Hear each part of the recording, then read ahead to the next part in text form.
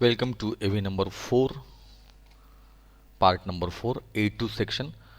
Read the following statements. If you agree, say yes, and if you don't agree, say no. State the reason for your opinion. खाली काही statements आहेत. जर आपण yes असू तर त्याचं रिझन द्यायचं आहे आणि नो असेल तर त्याचं पण रिझन द्यायचं आहे. तर खालचे वाक्य बघूया आपण काय आहे आणि त्याचं रिझन काय. It is not possible to guess the topic for group discussion. G डीसाठी काय टॉपिक असेल ते गेस करणं त्याचा निष्कर्ष म्हणतो आपलं ते सांगणं त्याचा अंदाज बांधणं हे शक्य नसतं. अगदी बरोबर आहे. कसं काय अंदाज बांधणार आहे? तुम्हाला काय कळणार आहे की समोरचं काय टॉपिक देणार आहे तो? नाही, there is no need to prepare आणि त्यामुळे तयारी तयारी करण्याची काही गरजच नाही. बरोबर आहे ना की अगदी बरोबर आहे की समोरचा काय टॉपिक देणार. आता इतके टॉपिक्स आहेत, इतके विषय आहेत, त्यामुळे शेवटी तुमचं नॉलेज काय आहे, तुम्ही किती वाचलेलं आहे, तुमच्याकडे काय आहे ते त्याच वेळा कळणार आहे की तुम्ही कसं मांडतायत. म्हणजे हे वाक्य अगदी बरोबर आहे. त्याचं रिझन काय तर then there is no need to prepare. A lot depends on your communication skill. सगळ्यात महत्त्वाचं तुमचं कम्युनिकेशन स्किल महत्त्वाचं आहे. And fluency in speaking but there are certain things which one can take care of while in G D. तर अशा पद्धतीने आपली गेयता जी आहे, आपलं विषय मांडण्याची पद्धती जी आहे ती महत्त्वाची आहे. त्यामुळे एखादा विषय त्याचा आधीच तयारी करून ठेवायची आणि आयत्या वेळेला तो मांडताच आला नाही किंवा जमलाच नाही त्याच्यापेक्षा सगळ्यात महत्त्वाचं काय की प्रिपरेशन, कम्युनिकेशन स्किल आणि फ्लुएन्सी आणि प्रेझेंटेशन, कॉन्फिडन्स लेवल ह्या सगळ्या गोष्टी महत्त्वाच्या आहेत. तर हे वाक्य अगदी बरोबर आहे.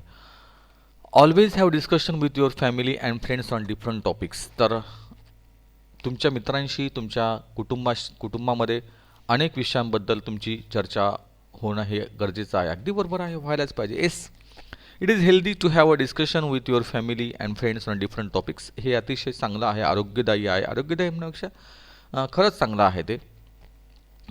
दिस helps us to get a feel of how to participate in G D. त्याच्याने आपल्याला चर्चेमध्ये कसा भाग घेऊ शकतो ते आपल्याला कळतं. We also learn to accept different views and opinions. आणि विविध प्रकारचे आपले व्ह्यूज असतात, आपले ओपिनियन्स असतात, ते पण आपण मांडू शकतो. म्हणजे ते वाक्य बरोबर आहे. You must aim to get notice by the evaluators. त्या ठिकाणी तुमचा हेतू हा असला पाहिजे गटचर्चेमध्ये की मूल्यमापन करणारे किंवा म्हणजे जज आहे त्या जज लोकांचं लक्ष वेधून घेणं नाही. काही गरजच नाही ना. आपण हे बघा, शेवटी तुम्ही कसं मांडतात ते बघत असणार आहेत. त्यामुळे त्यांचं लक्ष वेधून घेण्याचं कारणच नाही आहे. उगाच आरडाओरडा करून आपण लक्ष वेधून घेऊ शकत नाही. हे चुकीचं आहे. No, you did not aim to get notice by the evaluator. As you place your point skilfully you will be automatically notice. अगदी बरोबर आहे. एकदा तुम्ही तुमचे मुद्दे मांडायला सुरुवात केली की तुमचं तिथे नोटिंग होणारच आहे की तुम्ही किती व्यवस्थित मांडता आहे. त्यामुळे no attempt to need to be made to make yourself notice. तर मुद्दामून प्रयत्न करणं काहीच गरज नाही आहे. Forget the evaluator and look at the particular while discussion. मूल्यमापकांना विसरून जायचं आणि एखाद्या गोष्टीकडे एखाद्या प्रतिस्पर्ध्याकडे बघत बसायचं, एखाद्या मुलाकडे बघत बसायचं किंवा मुलीकडे बघत बसायचं नाही. चुकीचं आहे ते.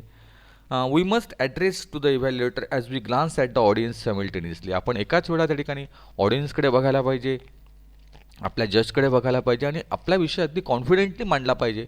ते महत्त्वाचं आहे. एखाद्या पार्टिसिपंटकडे बघत राहणं हे चर्चेचं सार नाहीच आहे. तर हे पण नो त्या ठिकाणी आहे. Number 5, you should raise your voice to be heard by everyone and speak for a long time to show your knowledge. आपण आपला आवाज वाढवायचा इतरांनी ऐकावं म्हणून आणि जास्तीत जास्त वेळ बोलायचं की जेणेकरून आपलं नॉलेज त्या ठिकाणी दिसलं पाहिजे. हे पण चुकीचं आहे. का चुकीचं आहे तर during a group discussion one should not loss one school. तर गटचर्चा करताना आपण कधीही आपलं संतुलन त्या ठिकाणी घालवायचं नाही. One should speak in concise sentence. आपण संक्षिप्त त्या ठिकाणी बोललं पाहिजे. And not be very elaborate. आणि जास्त साधारणतः चर्चा करायचीच नाही आहे. Brevity is important. त्या ठिकाणी अचूकता जी आहे आणि संक्षिप्तता जी आहे ती महत्त्वाची आहे.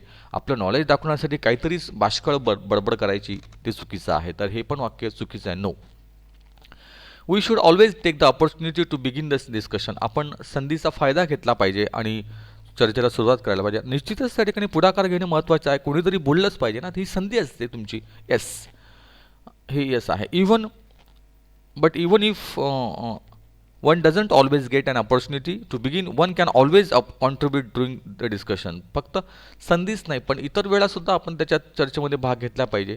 तर हे बघा, शेवटी संधी तर मिळालीच आहे, ती मिळाली तर घ्यायचीच. पण जरी नाही, कोणीतरी सुरुवात करता आहे त्याच्याबरोबर आपण पुढे चर्चेत भाग घ्यायला पाहिजे. त्यानंतर take a strong position or view and defend it till the end. एखाद्या गोष्टी स्ट्रॉंग पोझिशन घ्यायची, मजबूतपणे मुद्दा मांडायचा, त्याला डिफेंड करायचा. अगदी बरोबर आहे. One must be alert and speak as one gets an opportunity to place one's opinion.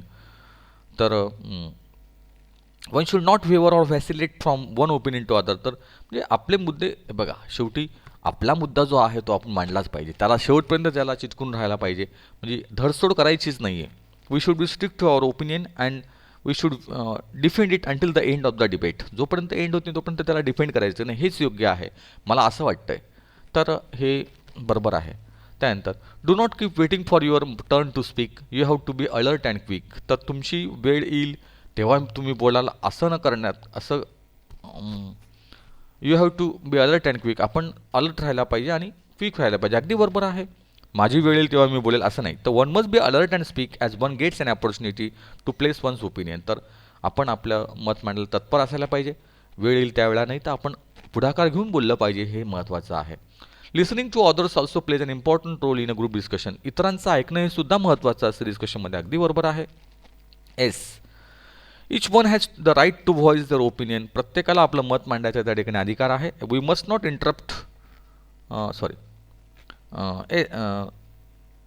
One must always listen to other members as they discuss. तर इतर लोकांचं ऐकून घेणं हे अतिशय महत्त्वाचं आहे. You must interrupt uh person if you don't agree to his opinion.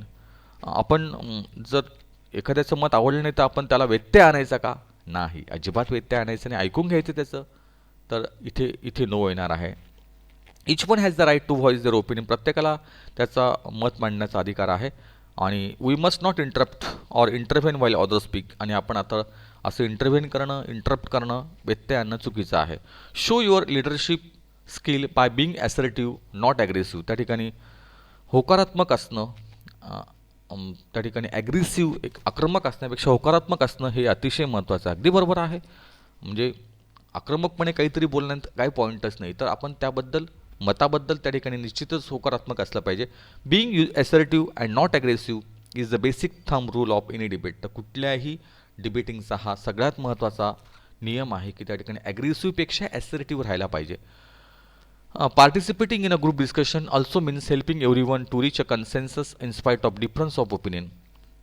Participating in a group discussion also means helping everyone to reach a consensus. तर गटचर्चेमध्ये त्या ठिकाणी भाग घेणं म्हणजेच त्या ठिकाणी इतर लोकांशी आपण एकमताने त्या ठिकाणी चर्चा करणं, in spite of differences of opinion. जरी एकमेकांची मतं वेगळे असतील पण एकत्रितपणे त्या ठिकाणी विषयाला हात घालणं हे अगदी महत्त्वाचं आहे. बरोबर आहे. Participating in a group discussion also means helping everyone to reach a consensus despite differences of opinion. हे बघा, शेवटी एकमत व्हायचं असेल तर आपण सगळ्यांचे मुद्दे विचारात घेतले पाहिजे आणि त्या पद्धतीने चर्चा करायला पाहिजे. आणि त्याच्याशी मी सहमत आहे. तर काही मुद्दे यस आहेत, काही नो आहेत. आणि लोकशाहीमध्ये प्रत्येकाच्या मतांचा आदर करणं, त्याच्या मताला त्या ठिकाणी प्राधान्य देणं हे अतिशय गरजेचं आहे. नंतर आहे A3, group discussion help to unravel म्हणजे उलगडणे, to disclose. Group discussion helps to unravel the following personality traits in a person. तर एखाद्या माणसाच्या व्यक्तिमत्वातले हे जे ट्रेट्सचा अर्थ आहे क्वालिटीज. तर हे गुण त्या ठिकाणी लक्षात येतात. तर त्यातलं आहे क्रिटिकल थिंकिंग. एखाद्या विषयाबद्दलची क्रिटिकल थिंकिंग, ज्याला आपण टीकात्मक विचार करणं म्हणतो, किंवा दोघंही बाजूने साधक बाधक विचार करणं, त्यानंतर critical thinking.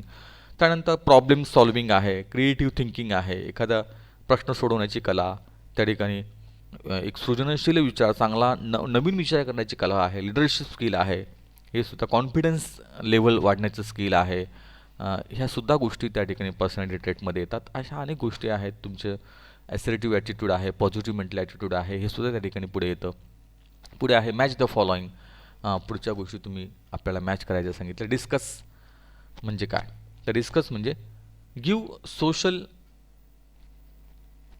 Special importance or value to something in speaking or writing. Discuss means give special importance or value to something in speaking or writing. Argue means express opposite views in a heated or angry way. त्याला म्हणतात argue, म्हणजे वाद करणं. Express opposite views, त्याच्या विरुद्ध बोलणं. डेलिबरेटचा अर्थ होतो engage in long and careful consideration. Engage in long and careful consideration, एखादी खोल चर्चा, सखोल चर्चा करणं, त्यानंतर डेलिबरेट करणं. Engage in long and careful consideration, त्याला म्हणतात डेलिबरेट. रेइटरेटचा अर्थ आहे से समथिंग अगेन, एखादी गोष्ट पुन्हा पुन्हा मांडणं, त्याला म्हणतात रेइटरेट करणं. से something again a number of times, अनेक वेळा एखादा मुद्दा पुन्हा पुन्हा मांडणं, त्याला रेइटरेट करणं असं म्हणतात. इम्फेसाइज करणं म्हणजे त्यावर भर देणे. To talk about a subject with someone and tell each other your ideas and opinion.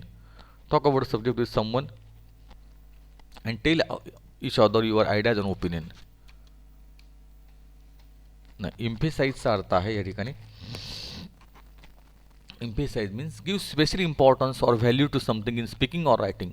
तर एखाद्या बोलण्यामध्ये किंवा लिखाणामध्ये ज्यावेळेला एखाद्या गोष्टीवर भर, स्पेशल इम्पॉर्टन्स दिलं, त्याला नंतर इम्फेसाइज करणं हा या ठिकाणी आहे.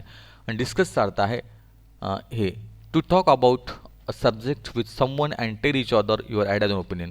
एखाद्याबद्दल चर्चा करणं आणि त्याबद्दल आपले मतं मांडणं, त्याला म्हणतात त्या ठिकाणी डिस्कस करणं. म्हणजे डिस्कसला या ठिकाणी हे आहे, इम्फेसाइजला हे आहे, आर्ग्यूला त्या ठिकाणी आहे आर्ग्यू करणं म्हणजे एक्सप्रेस ऑपोजिट व्ह्यूज. डेलिबरेटला आहे engage in long and careful consideration. रेइटरेटला आहे say something again number of times. या पद्धतीने पुढे आलेलं आहे. तर नंतरच्या याच्यात आहे A4मध्ये write the following sentences in reported indirect speech. तर डायरेक्ट इनडायरेक्ट स्पीचचा या ठिकाणी उल्लेख आलेला आहे. बघूया आपण काय आहे ते. He said, if you find my answer satisfactory, will you give me 5 rupees? The astrologer said, you were left for dead. Read the following sentence in reported indirect speech. तर indirect speech मध्ये हे करायचे आहे. आणि या पद्धतीने आपण ठीक आहे, आपण हा पार्ट नंतरच्या याच्यामध्ये बघूया. डायरेक्ट इनडायरेक्ट स्पीचचा पार्ट आपला आहे. इथे EV नंबर 4 आपला इथे संपतोय आणि EV नंबर 5 कडे आपण जाऊया. ओके.